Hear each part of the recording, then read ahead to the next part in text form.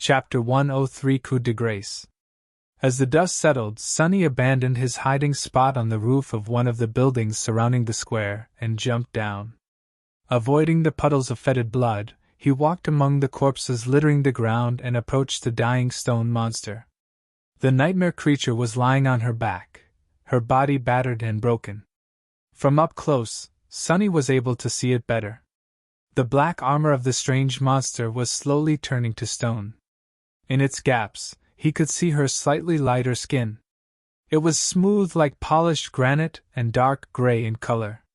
Streams of ruby dust was flowing from the terrible wounds, looking almost like blood. Two crimson gems that served her as eyes slowly moved, focusing on Sonny. There was no particular expression in them, just tired stillness. The flames that used to burn inside were slowly dimming. The statuesque creature stared at him without making a sound. In fact, Sonny wasn't sure that these monsters were even capable of producing sounds. Throughout the whole fight, she had remained eerily silent. He sighed. "Life is not fair, huh?" With these words, he summoned the Midnight Shard and thrust it through the visor of the dying creature's helm. Even at the death's door, the stone-like flesh of the living statue proved to be extremely tough. However, he put enough strength into his strike, not wishing to make the poor thing suffer more than necessary. He was always glad to kill a nightmare creature, but this one deserved a quick death. To be honest, he was very impressed by the small stone warrior's desperate last stand. They didn't know who they were messing with. But you showed them. At that moment, the familiar voice of the spell resounded in the darkness. "You have slain an awakened monster, Stone Saint. Your shadow grows stronger." Sonny smiled. "That's 4 shadow fragments. Finally! 403. However, in the next second, he forgot what he was thinking about. Because the spell wasn't done talking. Whispering into his ear, it slowly said, "You have received an echo, Stone Saint." Sonny's eyes opened wide.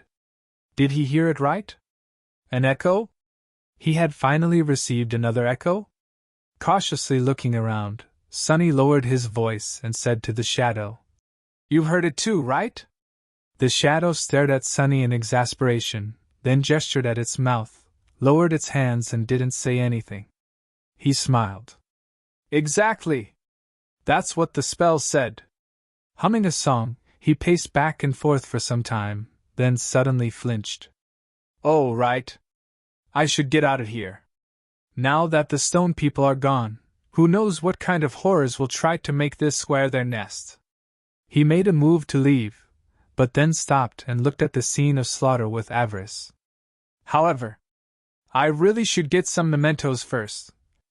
It's not every day that you stumble upon that many dead nightmare creatures before the carrion eaters arrive to feast on the corpses. This was a chance he won't get any time soon." Sonny hesitated for a few seconds, trying to decide which monsters to approach first. The spiders were obviously much stronger. If they were really of the fallen rank, their soul shards would be incredibly valuable. However, buying anything with a bunch of ascended soul shards would be very suspicious. Plus, it would take a while to find the crystals inside the massive bodies of the giant beasts.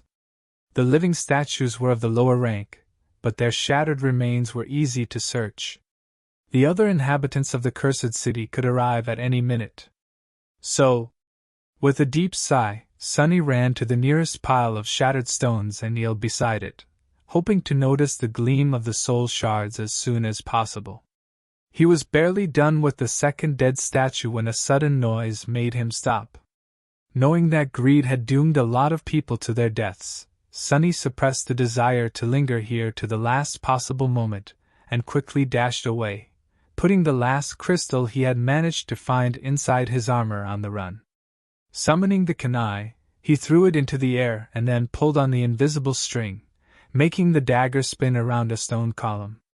As soon as the string coiled itself around the column, he jumped and made the string contract, sending him flying up. Just like the golden rope, the invisible string that connected the kunai to his wrist was incredibly sturdy and capable of changing its length at will, which allowed Sunny to use the throwing dagger as an improvised grappling hook from time to time. Using the top of the stone column to jump even higher, he grabbed onto the cracks in the wall of one of the ruined buildings and quickly climbed up. By the time he reached the roof, the noises produced by the approaching creature were already loud enough to make him shiver.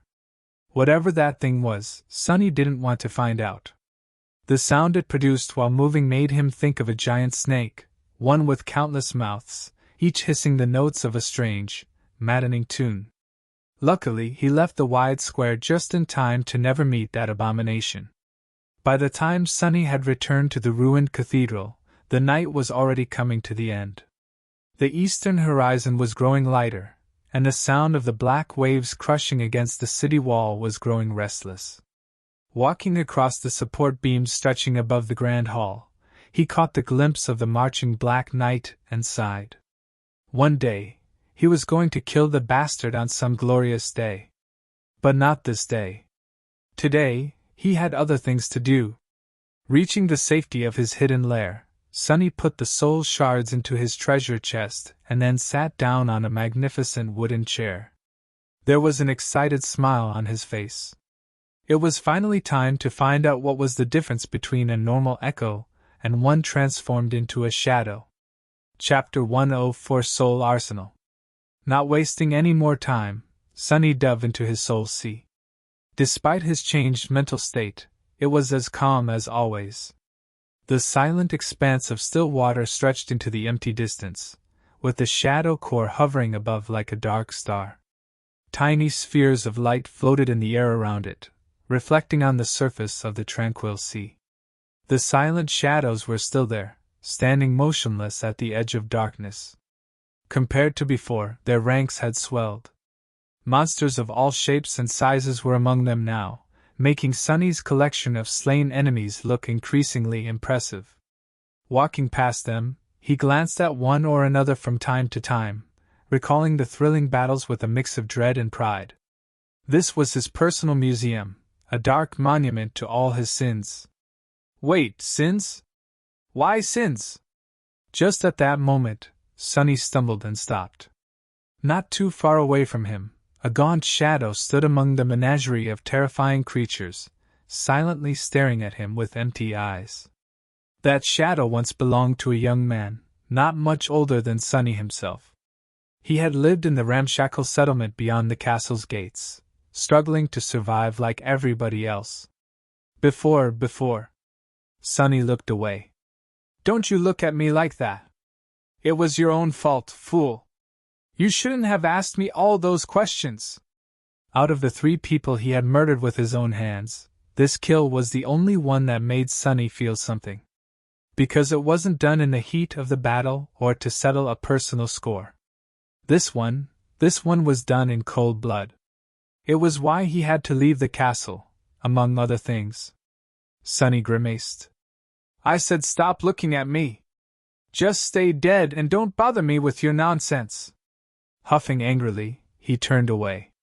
Soon, he walked past the shadows of the Blood Fiend, the hunting party's leader, and the deadly stone saint. Glancing at the statuesque figure of the stone monster, Sunny forgot all about the gaunt shadow and smiled. He was here to take a look at her echo, after all. The prospect of having another echo under his command was already very exciting.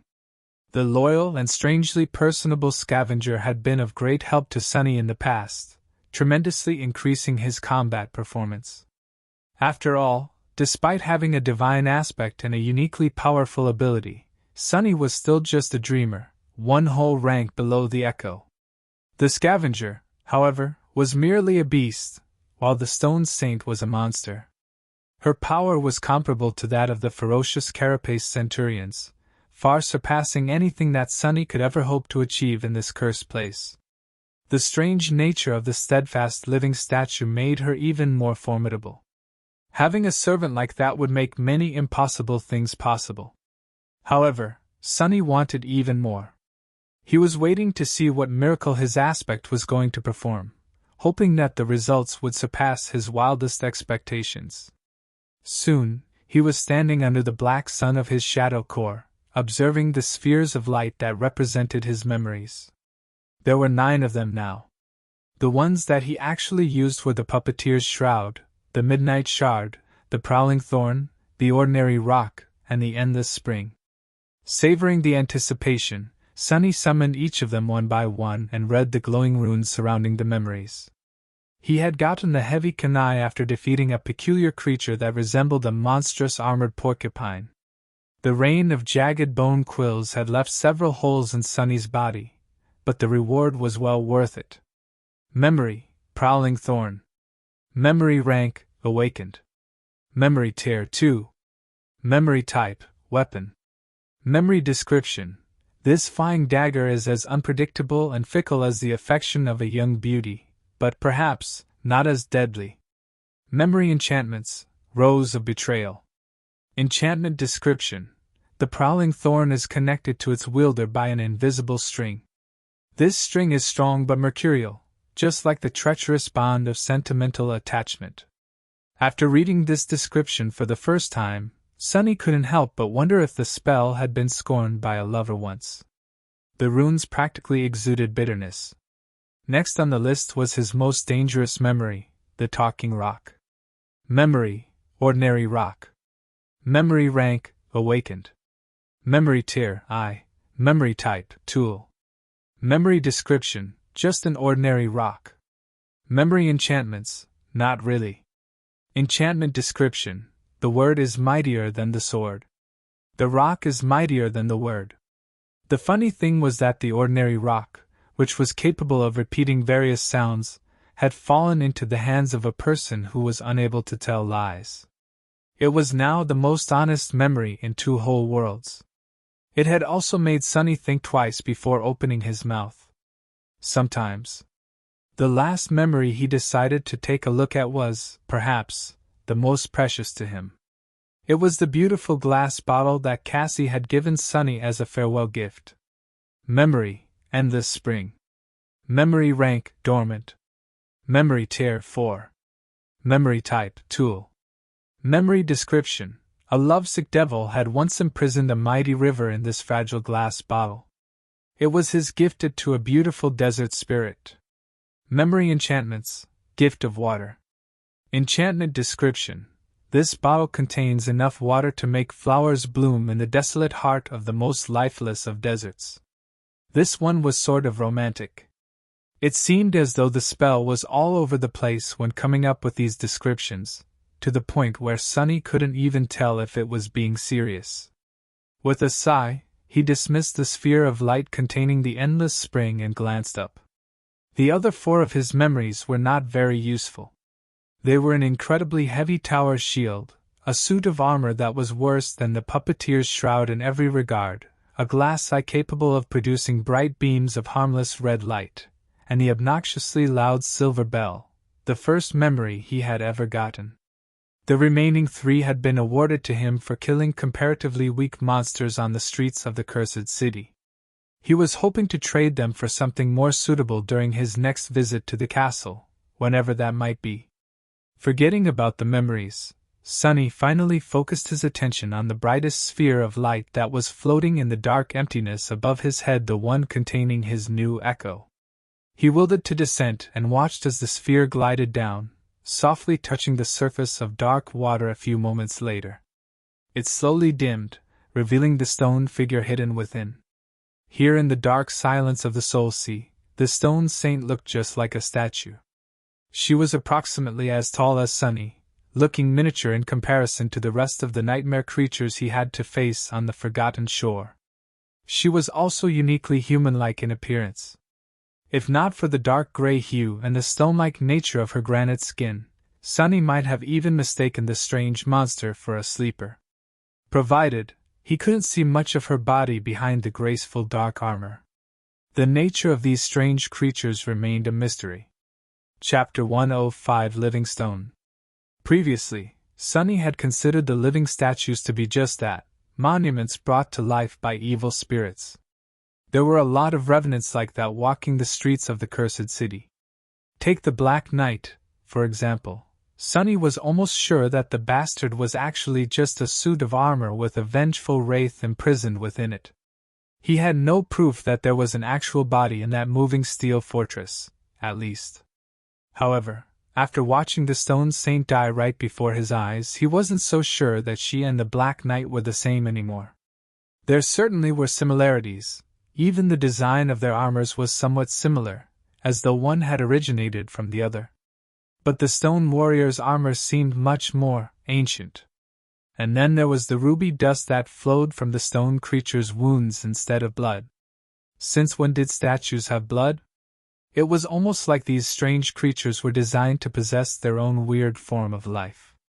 Come think about it, the stone warriors resembled artificial beings brought to life by some dark magic much more than they resembled undead creatures. Mysteries, mysteries, mysteries all around. Perhaps the runes describing the stone saint would provide him with some answers.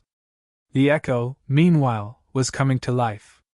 2 magenta flames ignited in her gemstone eyes. The stone of her armor suddenly gleamed with subtle metal shine, the smooth surface of her granite skin turned slightly less rigid. Silently turning her head, the saint gazed at Sunny through the narrow split of her helmet's visor. Let's see. He concentrated on the runes. Echo, Stone Saint. Echo rank, Awakened. Echo class, Monster. Echo attributes, Battle Master, Stalwart, Mark of Divinity. Sunny blinked. Mark of Divinity? That was the same as his original attribute. What business did a nightmare creature have walking around with the traces of divinity left in its evil, corrupted soul? And what with these other attributes? Battle Master attribute description. Born on the battlefield, the Stone Saint is proficient in all forms of combat. Stalwart attribute description. The Stone Saint is highly resistant to all forms of damage, as well as being fully immune to mind and soul attacks. Bewildered, Sunny shook his head. No wonder these silent stone warriors were so deadly.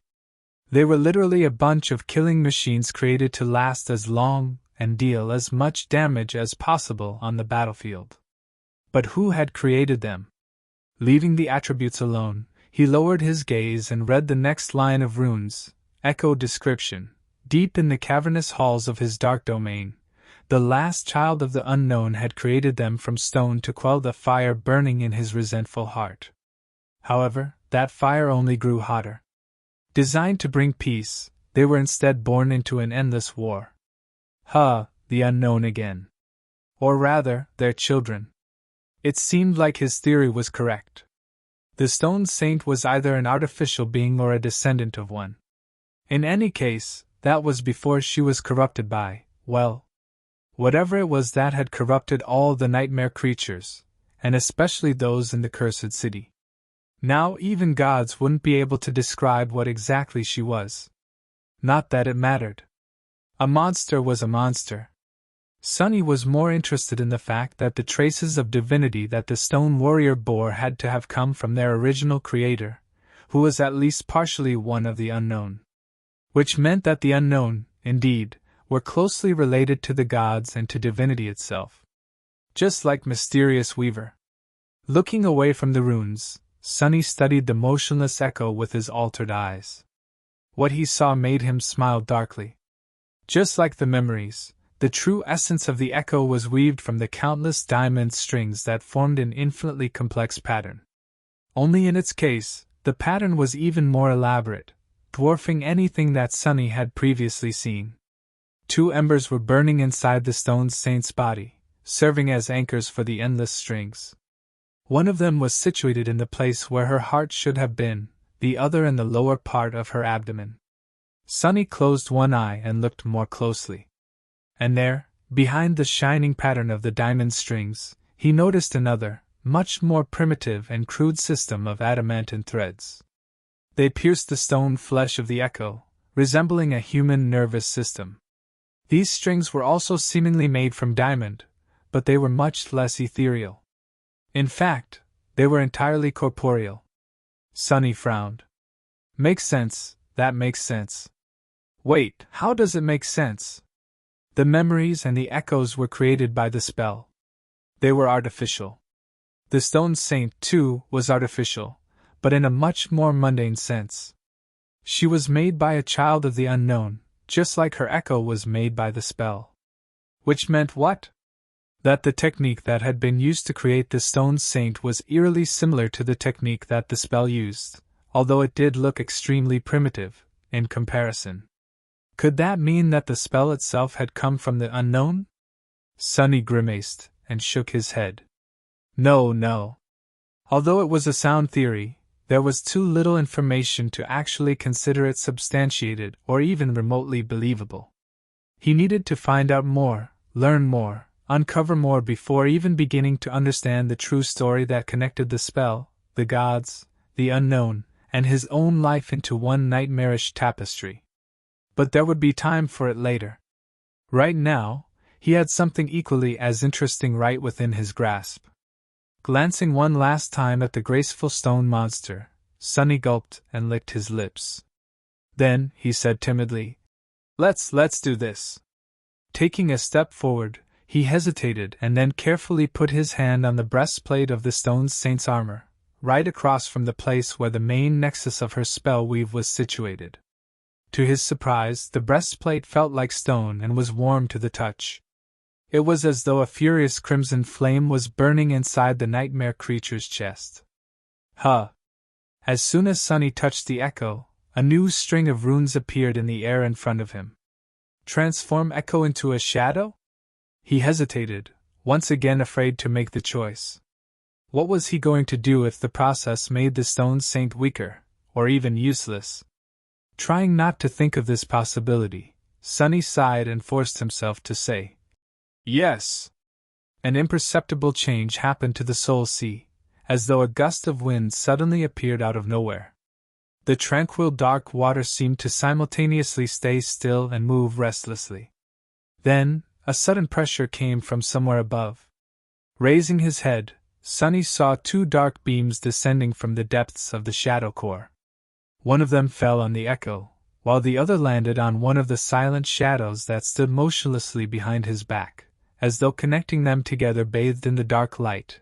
The shadow of the dead stone saint slowly dissolved into it. And then the echo began to change,